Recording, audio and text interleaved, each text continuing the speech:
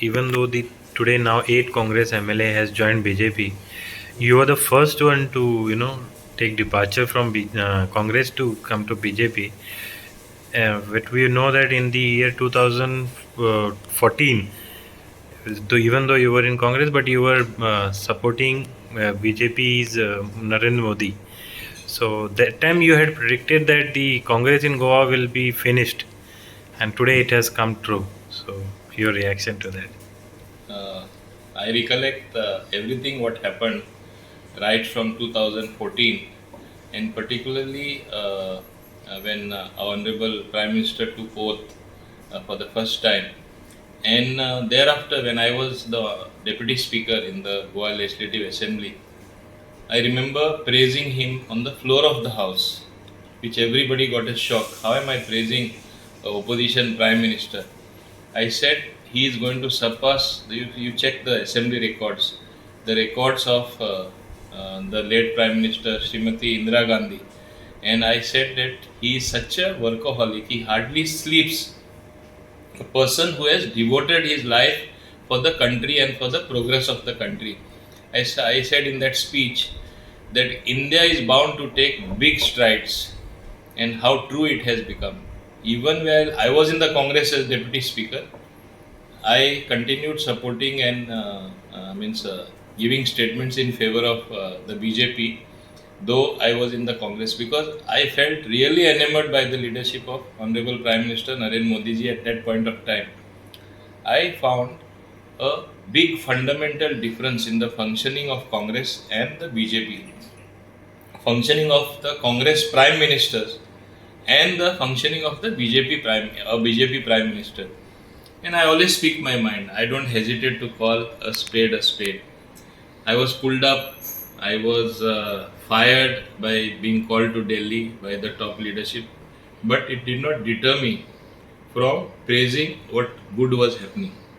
And when I formally joined the BJP on the eve of the 2017 election, people predicted doom for me. So many big leaders, they called me and they said, "You're committing political harakiri." I said, "This will lead the exodus from Congress in due time. The time is coming very fast. Congress is on the slide. Congress will be finished." This is my reading at that point of time. The same people who called me a fool and called me different words because I joined the BJP have thereafter come much later and embraced the BJP. Today, the biggest critics of mine have also embraced the BJP, and it is there for everyone to see. Why this is happening? This is a performance based government led by Dr. Pramod Sawant, earlier by Shri Manohar Parrikar. And when you perform, when you outclass the others in terms of development, in terms of bringing projects in the state, and obviously people gravitate towards you. They say, "Oh, previous government never did anything. Today you have broad roads, you have the Atal Setu bridge, you have the new Zuari bridge, you have the Mopa airport which is ready for commissioning." When people see all this happening and the schemes that were given to the people of our state, you call the different schemes, whether it was Grahadar, whether it was Ladli Lakshmi, whether it was the health scheme, whether it was the PMRI, whether it was the CMRI, these various schemes, I think ultimately went to the people, and the people realized here is a functional government which cares for us, the downtrodden, as you say, the Antodaya scheme to the last person, and that's why people gravitated. And today you have a situation where a government got elected third time consecutively. It's no mean task. And thereafter you have, in last time there were 10 people who joined. This time 8 people have joined out of 11, only leaving 3 in the Congress. I think given little time, even perhaps they would have joined. But what does it show? It shows the BJP party has come to stay. We have a stable government in Goa. We have a stable government at the center. People have seen the progress made in the country, the huge steps, reforms, inclusive growth, new schemes. You have a new parliament. Recently, our honorable Prime Minister inaugurated and the means new Kartaluka. vista, and yeah, as part of that, you have a capital to showcase to the entire world, which has never been done before, and in record time. So here is a functional Prime Minister. Here is a functional Chief Minister with his cabinet who means business. I was there day before yesterday before Maharashtra Chamber of Commerce inviting industry after notifying a new industrial policy. I am tomorrow. I am in Gujarat, Ahmedabad, Gujarat, where I will be showcasing what I have to offer, calling big names to set up industry in Goa. Unless there is industrial activity, there will be no economic activity. Unless there is economic activity, how will the employment be generated? And then on the one side we complain that we don't have any employment being generated. On the other side, when industries come, we want to oppose everything. Irrespective of that, a government once elected, he has the right to move along a path, along a trajectory which will help Goa and Goans. And that is what this government intends to do. And people perhaps are not realizing at this stage when MOPA actually happens shortly within a month and a half, when we inaugurate that, you'll have flights landing right as they land here in the vicinity of Dabolim Airport. You in the north, you will have once MOPA actually really happen, hordes of people will come. Maybe you don't have international tourists coming now because of their situation, which is not as good in their countries. But as revenge tourism, you have lot of tourists coming from the entire country. We are flooded, so it speaks well for the tourism industry. We are out to create a world class infrastructure in every sense of the word. We have been deliberating, we have been discussing. So, as against this background, why would anybody want to blame 8 people who feel they should be part of the bandwagon of growth, of inclusive growth, of thinking good of the people of Goa and wanting the state to progress? Politically, people who are in the opposition will definitely express a dislike. They will be definitely opposed to such a move. It is expected. And opposition today is, I will say, totally bankrupt, and they will be more bankrupt now with 8 people coming this side. So you will have a few shouting brigades. You will have a opposition which is crying hoarse, which is there in a democracy.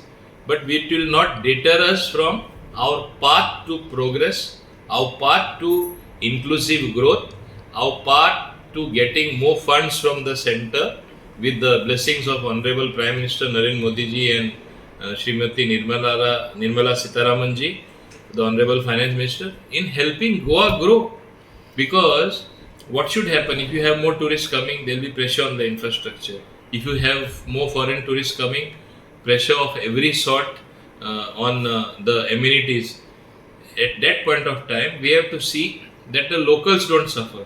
We have to provide for the locals first. It should not be the case that, oh, new hotels have come up, we are having power cuts because of that. New hotels have come up, we are not having water. We are seized of this problem because Mopa Airport, according to me, is going to be a big game changer. Goa is going to be looked at differently, and you have seen how other states also are progressing with their progressive policies. So Goa cannot be found wanting. That's why we are taking all these steps. There are some people who are negative, promoting negativity. These people will always be there. You mean to say that we should move backward in the cave age?